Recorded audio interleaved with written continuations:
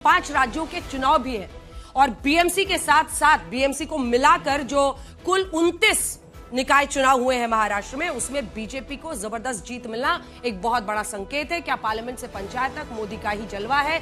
और इस विषय पर बोलने के लिए प्रदीप भंडारी जी और अभय दुबे जी, आप दोनों का बहुत बहुत स्वागत है। 2-2 मिनट का समय दोनों को मिलेगा। अपनी अपनी बात से आप जनता को कितना प्रभावित करते हैं, उस पर डिपेंड करेगा कि किसकी टीम में इजाफा होने वाला है। आज मुझे दोनों ही तरफ बराबरी का मामला दिख रहा है और ब्लू गमछे वाले बल्कि मुझे फिलहाल ठीक ठाक मतलब बराबर दिख रहा है आज मुझे लगता है। नहीं तो कई बार ऐसा होता है कि दुबे जी शिकायत करने लगते हैं, लेकिन हमने सोचा कि दुबे जी बोलने उससे पहले क्योंकि विपक्ष को मौका देना चाहिए। दुबे जी पहले बोलिएगा। हाँ बिल्कुल ठीक है, तो दुबे जी का इस विषय पर बोलने का अभय अंदाज में 2 मिनट का समय शुरू होता है अब। लाख दलदल है लेकिन पैर जमाए रखिए, हाथ खाली ही सही मगर हाथ उठाए रखिए। भारतीय जनता पार्टी की हार तक और भारत की जीत तक ये हौसला बनाए रखिए।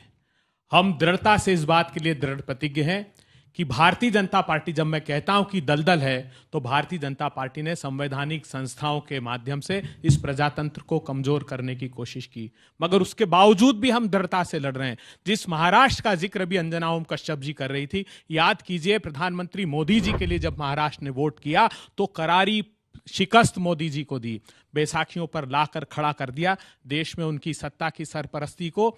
यह संदेश दिया देश के लोगों के लिए कि प्रतिपक्ष की मजबूती इस सत्ता के लिए जरूरी है।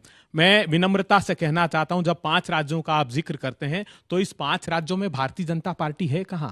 तमिलनाडु में उनका अस्तित्व नहीं है, केरला में उनका अस्तित्व नहीं है, पुदुचेरी में सिर्फ 6 सीट है लेकिन उन्होंने षड्यंत्र पूर्वक वहां सरकार बनाई। असम में भी बैसाखियों पर है, असम में उनका पूर्ण बहुमत नहीं है, केरला में उनकी 0 सीट है। तो जहां तक इन 5 राज्यों का प्रश्न है तो भारतीय जनता पार्टी का अस्तित्व जो एकमात्र असम में है वो भी समाप्त होने वाला है। दूसरा बड़ा हथियार इन्होंने वोट चोरी का किया है।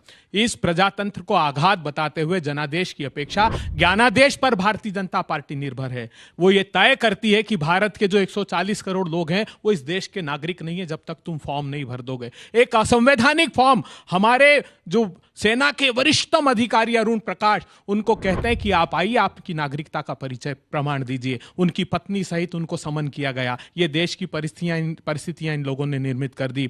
भारत का संविधान आर्टिकल 327 में पार्लियामेंट को अधिकार देता है कि वो तय करे कि फॉर्म कौन सा होगा, लेकिन इलेक्शन कमीशन मनमाने तरीके से काम कर रहा है। 2 ऐसे अनाधिकृत वो सॉफ्टवेयर का यूज कर रहा है जिसको सुप्रीम कोर्ट में शपथ पत्र देकर कह दिया कि हम इसका के साथ जबरदस्त ओपनिंग बल्लेबाज ने धुआंधार बल्लेबाजी कर दी है और अब पारी है प्रदीप भंडारी जी की कि वो कैसे रिस्पॉन्ड करते हैं। तो शुरू के 2 मिनट बोलने का आपका प्रदीप जी समय शुरू होता है अब।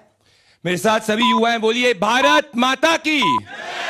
दोस्तों, प्रधानमंत्री नरेंद्र मोदी जी का नेतृत्व, हमारे कार्यकर्ताओं की मेहनत और जनता के लिए जब हम काम करते हैं तो कोई भी ज्योग्राफी हो, भले वो बीएमसी का चुनाव हो जहां एक समय में हमको 50 से कम सीट आती थी, अब हम 100 का ऊपर आंकड़ा क्रॉस कर रहे हैं, या बंगाल हो जहां पे हम सिंगल डिजिट वोट शेयर में थे, आज हम प्रिंसिपल ऑपोजिशन पार्टी बने हैं, या हरियाणा हो जहां हम तीसरी बार जीते हैं, या लोकसभा का चुनाव हो जहां हम तीसरी बार जीते हैं। हम इसीलिए चुनाव जीतते हैं क्योंकि हमारी प्राथमिकता प्रधानमंत्री नरेंद्र मोदी जी के नेतृत्व में आप सब युवाओं के काम करने की होती है। जब हम काम करते हैं तो चुनाव जीतना एक बाय प्रोडक्ट होता है।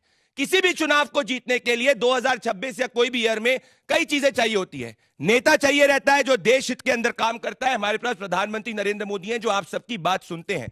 नीति चाहिए रहती है। आज भारत तीसरी सबसे बड़ी इकोनॉमी है। कल ही स्टार्टअप का महाकुंभ हुआ जहां आप जैसे युवाओं ने अपने बड़े बड़े आइडियाज के साथ में 100-100 करोड़ की कंपनीज खड़ी करी। और साथ में संगठन चाहिए जहां बूथ में हमारा कार्यकर्ता जो किसी परिवार से नहीं आता, आप में से ही होता है, वो बूथ बूथ में जाके वोटर्स तक अपनी बात पहुंचाता है, प्रधानमंत्री जी की बात पहुंचाता है। हमें घमंड नहीं है, इसीलिए जब हम चुनाव अगर हारते हैं, तेलंगाना में कांग्रेस पार्टी स्वीप करती है, हम वोट चोरी नहीं करते, हम जनता के जनादेश को स्वीकारते हैं। हम जब कर्नाटका में नहीं जीतते तो हम जनता के जनादेश को स्वीकारते हैं, क्योंकि हम एक दिन के अंदर यहां तक नहीं पहुंचे। 1980 के दशक के अंदर हम सिंगल डिजिट पार्टी थे, तब भी जाके हम लोकतंत्र पे सवाल नहीं उठाते थे, हम मेहनत करते थे। और 3 पीढ़ियों की मेहनत के बाद में प्रधानमंत्री नरेंद्र मोदी जी के नेता जैसे नेतृत्व के साथ में आज हम यहां पहुंचे हैं, क्योंकि आप सब युवा ये मानते हैं कि अगर विकास और विरासत का ख्याल रखना है, प्रभु श्री राम के मंदिर से लेके सोमनाथ मंदिर से लेके मां काली से लेके असम की संस्कृति से लेके केरला के सबरीमाला मंदिर से लेके साथ में अगर आर्थिक विकास चाहिए तो प्रधानमंत्री नरेंद्र मोदी चाहिए। इससे 26 ही नहीं 29 तक हम जीतने वाले हैं। दोनों ही तरफ से अपनी अपनी बात दोनों ने कह दी है। आप दोनों का बहुत बहुत धन्यवाद।